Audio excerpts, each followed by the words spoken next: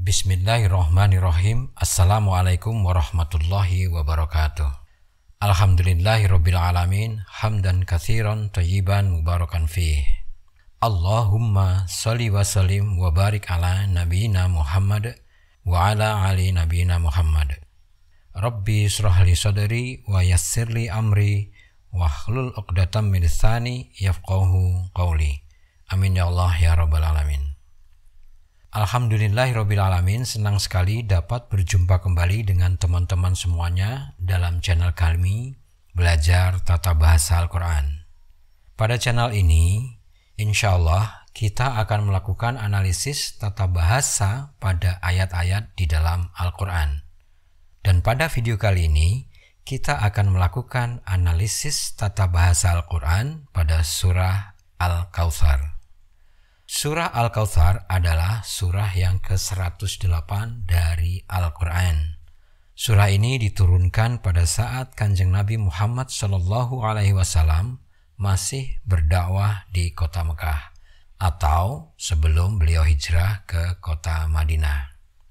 Isi surat Al-Kautsar adalah merupakan hiburan dari Allah Ta'ala kepada Kanjeng Nabi Muhammad SAW, di mana pada saat diturunkannya surat ini, Kanjeng Nabi Muhammad SAW pada saat itu sedang mengalami tekanan, perlawanan, dan juga hinaan yang sangat berat dari para pemimpin Quraisy.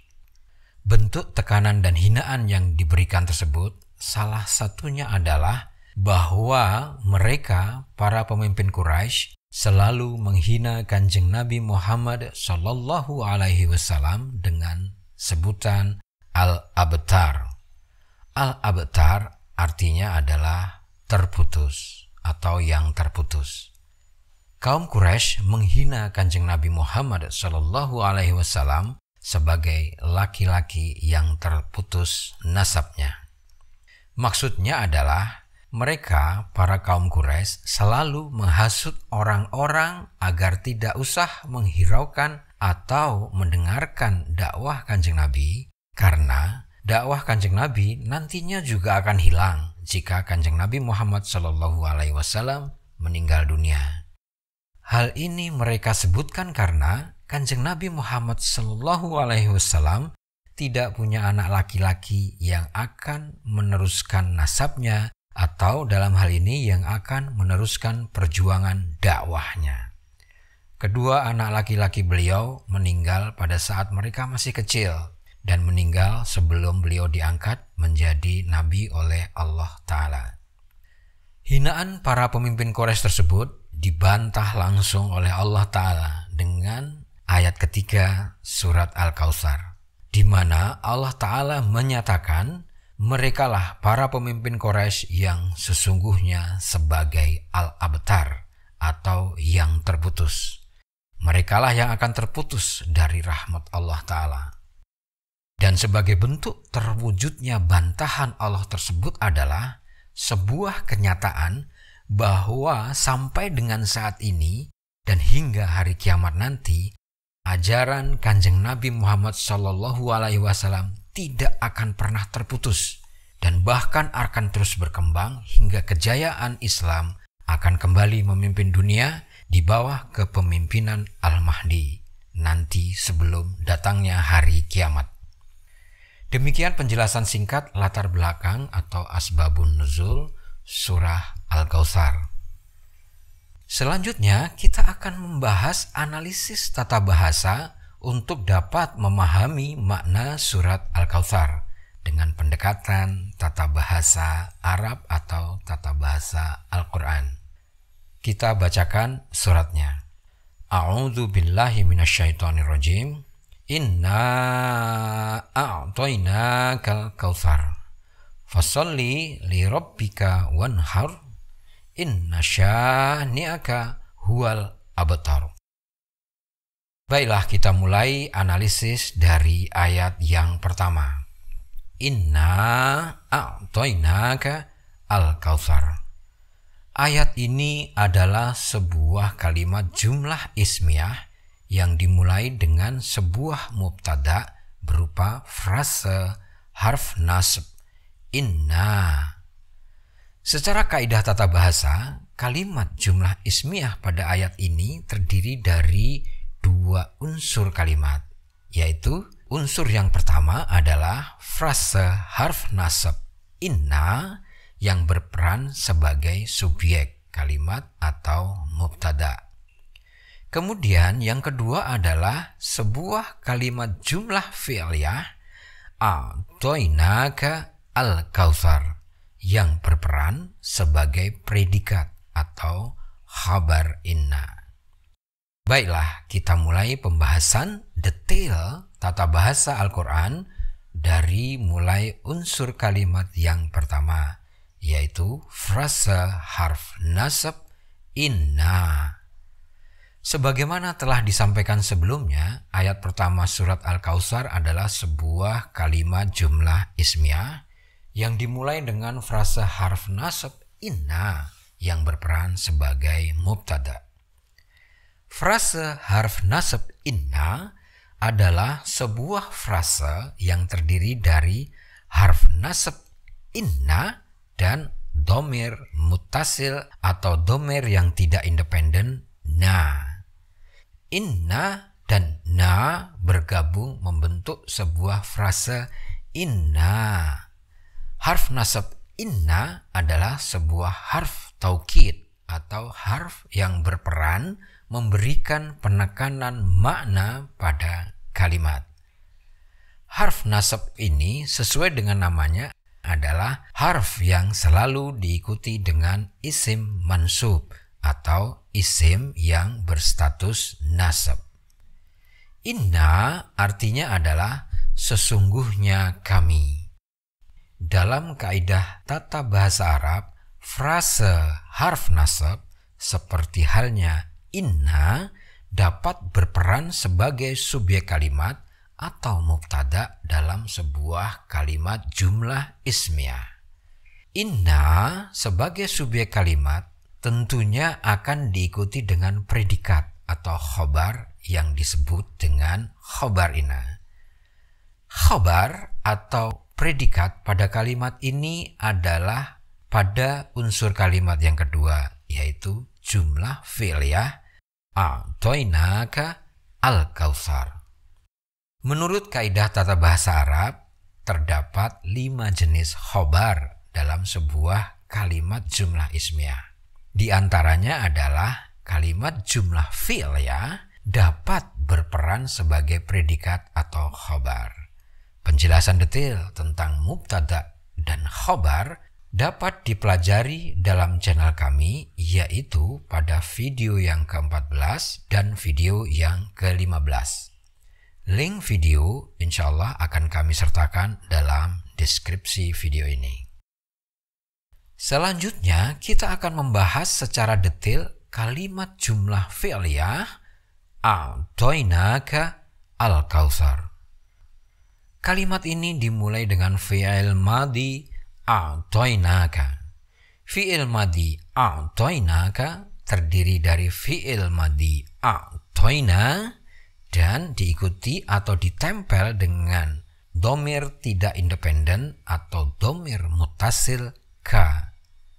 Selanjutnya, fi'il madhi a'toina adalah kata kerja bentuk lampau dengan fa'il tersembunyi nahnu atau kami, yang artinya adalah kami telah memberikan.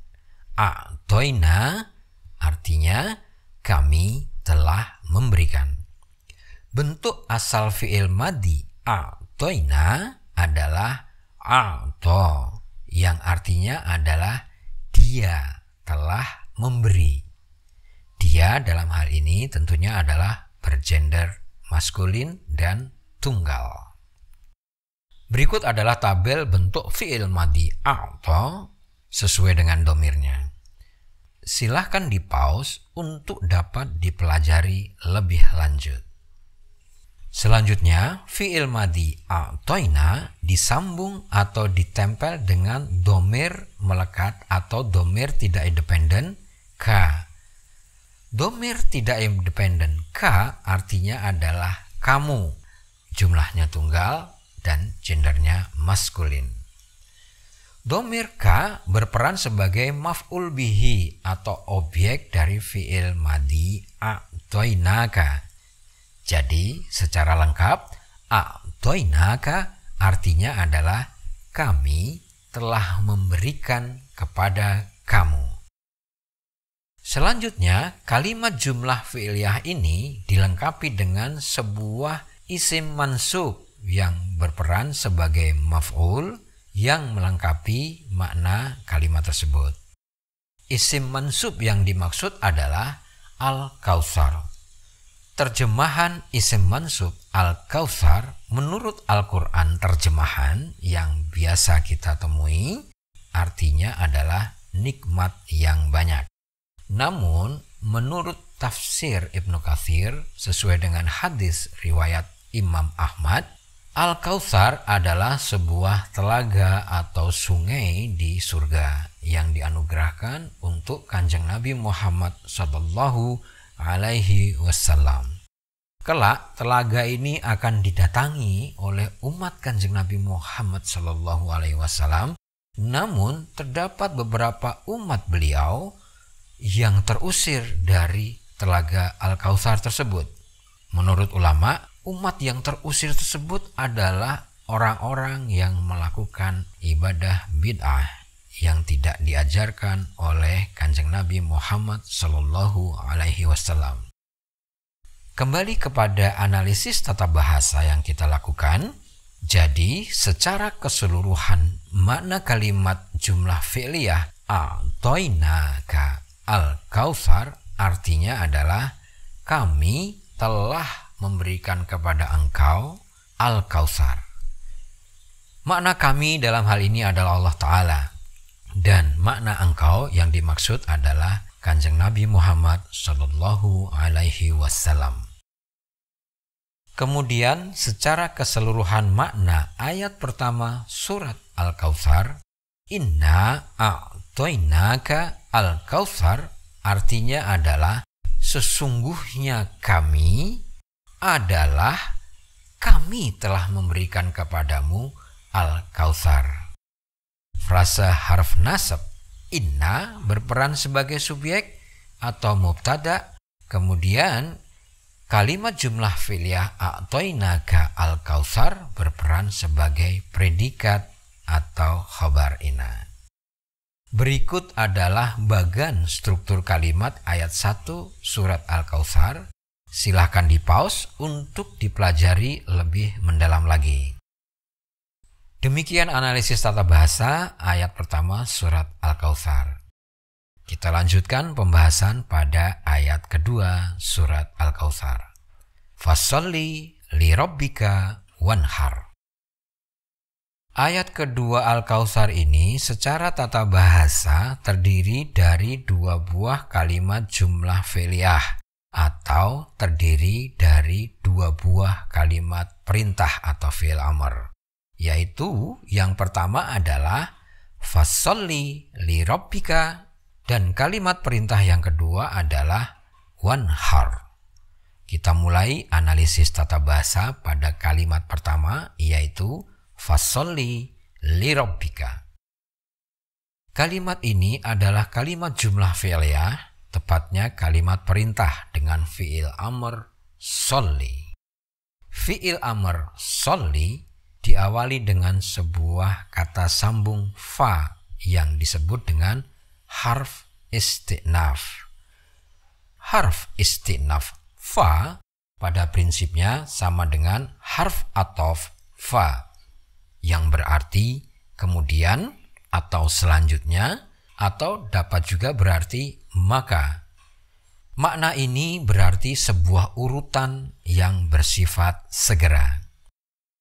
Hal yang membedakan harf istinaf fa dengan harf athof fa adalah kalau harf athof menghubungkan ma'tuf dan ma'tuf alaihi yang terdapat dalam satu buah kalimat yang sama, sedangkan harf istinaf fa menyambung dua buah kalimat yang berbeda yang pada dasarnya kedua kalimat tersebut adalah kalimat yang berdiri sendiri. Kemudian harf isti'naf fa dan fi'il amr sholli bergabung membentuk sebuah kalimat jumlah fi'liyah fasholli yang artinya kemudian kamu sholatlah atau maka kamu sholatlah. Harf isti'naf fa merupakan kata sambung yang menggabungkan kalimat sebelumnya yaitu ayat 1 Inna a'toinaka al-kautsar disambung dengan kalimat perintah pada ayat kedua. Antara ayat 1 dan ayat 2 merupakan kalimat yang berbeda, namun diurutkan oleh kata sambung fa, di mana makna urutannya bersifat segera. Jadi kalimat perintah fasholli dapat diterjemahkan dengan kemudian segeralah kamu sholat. Berikut adalah gambaran proses pembentukan fi'il amr sholli yang berasal dari fi'il mudhari bentuk anta yaitu tusolli. Fi'il amr sholli dibentuk dari fi'il mudhari bentuk anta tusolli yang artinya adalah kamu tunggal maskulin sedang sholat. Kemudian fi'il tersebut dirubah ke dalam bentuk jazm dengan cara mensukunkan huruf terakhirnya atau huruf ya yang terakhir pada kata tusolli menjadi tusolli. Kita perhatikan huruf ya yang terakhir yang disukun menjadi tidak tampak atau dihilangkan. Kemudian langkah ketiga, fi'il jazm tusolli dihilangkan huruf ta bagian depan sehingga menjadi fi'il amr sholli. Silakan dipause untuk dipelajari lebih lanjut.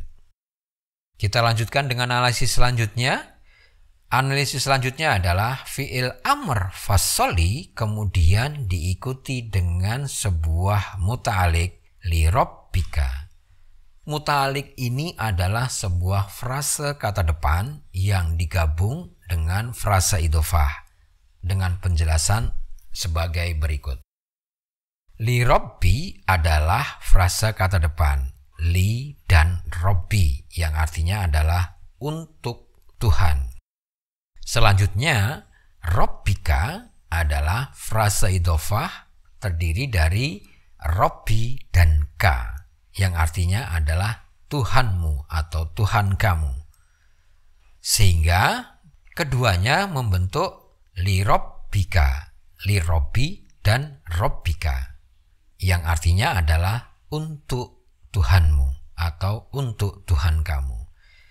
Jadi kalimat fi'il amr yang pertama fasholli li rabbika artinya adalah kemudian bersegeralah kamu sholat untuk Tuhanmu. Selanjutnya ayat kedua surat Al-Kautsar ditutup dengan sebuah fi'il amr yang kedua yaitu wanhar. Fi'il ini terdiri dari harf athof wa dan fi'il amr inhar yang artinya adalah berkorbanlah. Berikut adalah skema pembentukan fi'il amr inhar. Silahkan di-pause untuk dapat dipelajari lebih lanjut. Fi'il amr wanhar diawali dengan kata sambung berupa harf athof wa. Harf athof wa ini menyambung fi'il inhar sebagai ma'tuf dan fi'il sholli sebagai ma'tuf alaihi. Keduanya memiliki kedudukan atau peran yang sama yaitu memiliki sifat segera yang ditujukan oleh harf isti'naf fa. Peran yang sama antara kedua fi'il amr ini menjadikan ayat kedua surat Al-Kautsar bisa diartikan atau diterjemahkan dengan maka bersegeralah kamu mendirikan sholat dan bersegeralah kamu menyembelih hewan kurban untuk Tuhanmu. Fasholli lirabbika wanhar. Kedua ibadah tersebut sifatnya bersegera, tentunya jika sudah masuk waktunya.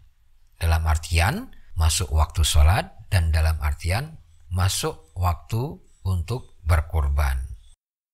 Berikut adalah bagan atau struktur kalimat antara ayat 1 dan ayat kedua. Silahkan di-pause untuk dapat dipelajari dengan lebih seksama. Kita lanjutkan. Berdasarkan analisis tata bahasa pada ayat pertama dan ayat kedua surat Al-Kautsar, berikut adalah hikmah yang dapat kita ambil sebagai pelajaran, yaitu bahwa Allah Ta'ala telah memberikan anugerah yang sangat agung berupa nikmat yang besar, yaitu sungai atau telaga Al-Kautsar sebagai penghibur duka Kanjeng Nabi Muhammad SAW yang mengalami masa yang sulit pada saat berdakwah di kota Makkah. Karena anugerah tersebut, maka Allah Ta'ala memerintahkan Kanjeng Nabi Muhammad SAW untuk segera mendirikan sholat dan segera menyembelih hewan korban sebagai bentuk rasa syukur kepada Allah Ta'ala. Selanjutnya kita bahas ayat yang ketiga atau ayat terakhir surat Al-Kautsar. Inna syani'aka huwal abtar. Ayat ketiga ini ditinjau dari kaidah tata bahasa adalah sebuah kalimat jumlah ismiyah yang terdiri dari dua unsur kalimat utama, yaitu unsur yang pertama adalah sebuah subjek yang berupa frase harf nasab. Inna syani'aka. Kemudian unsur yang kedua berupa predikat, yaitu sebuah kalimat jumlah ismiyah huwa al-abtar.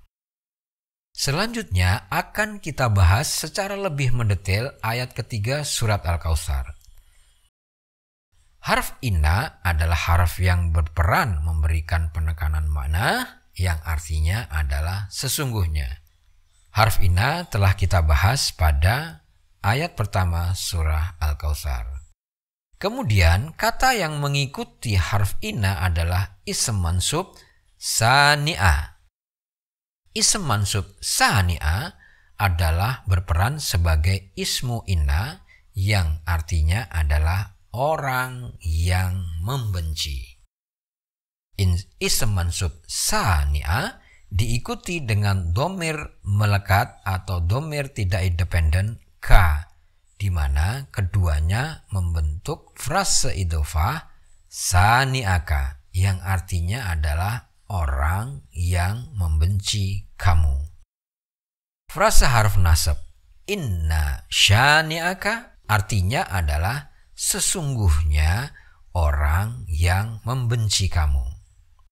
Secara kaidah tata bahasa, frase harf nasab ini inna syani'aka berperan sebagai subjek kalimat.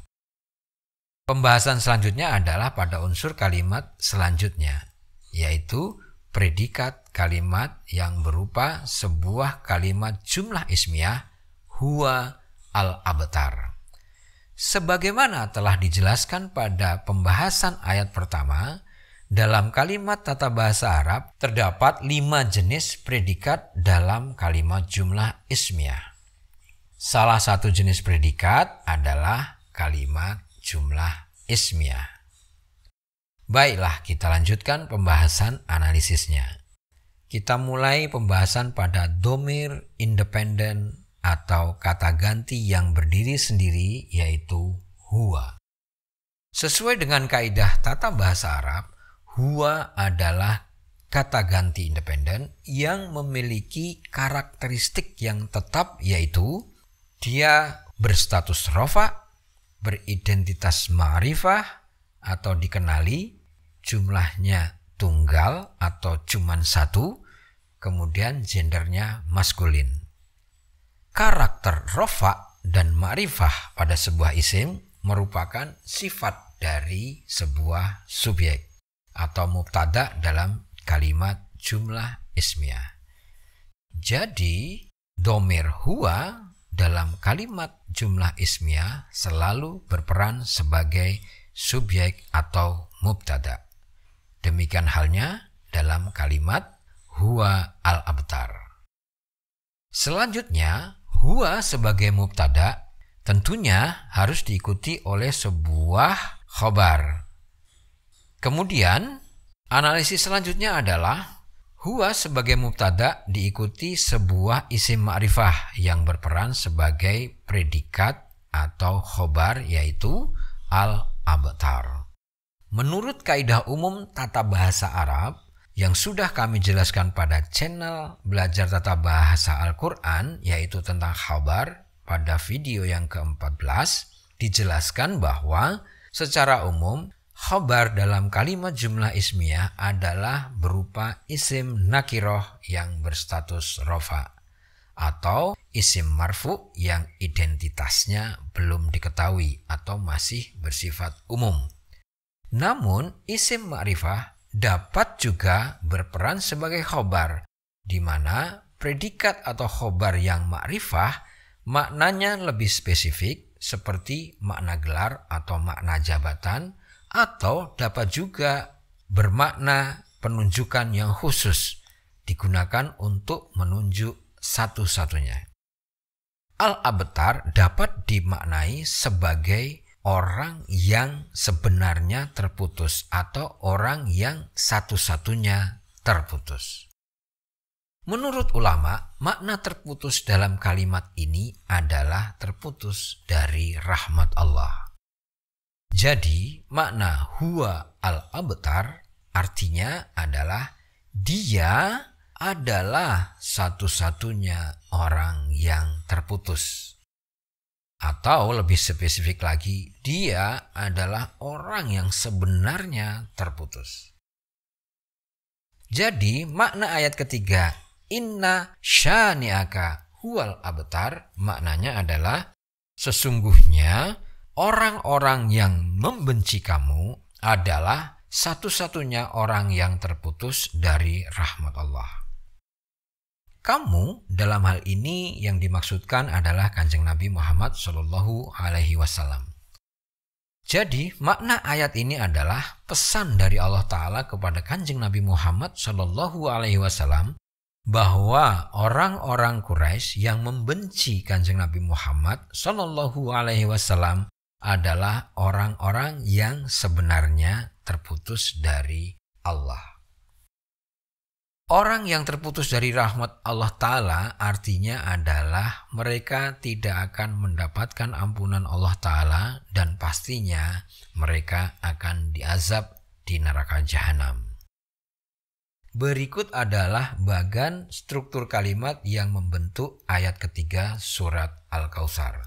Silahkan di-pause untuk dapat dipelajari kembali dengan lebih seksama.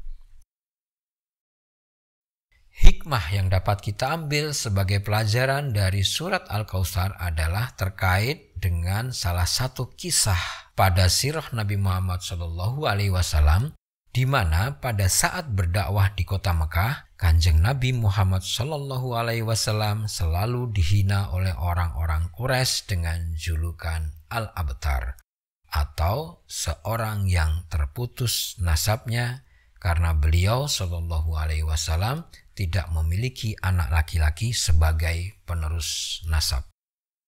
Kemudian Allah Ta'ala menghibur Kanjeng Nabi Muhammad SAW dengan mukjizat Isra dan Mi'raj.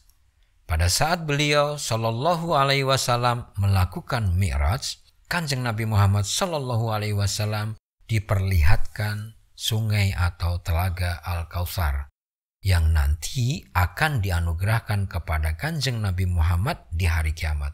Kemudian Allah Ta'ala memantapkan hati Kanjeng Nabi Muhammad SAW dengan menyatakan bahwa orang-orang yang menghina Kanjeng Nabi dengan julukan Al-Abtar, maka Allah menyatakan bahwa justru merekalah yang sejatinya sebagai orang-orang yang terputus atau Al-Abtar.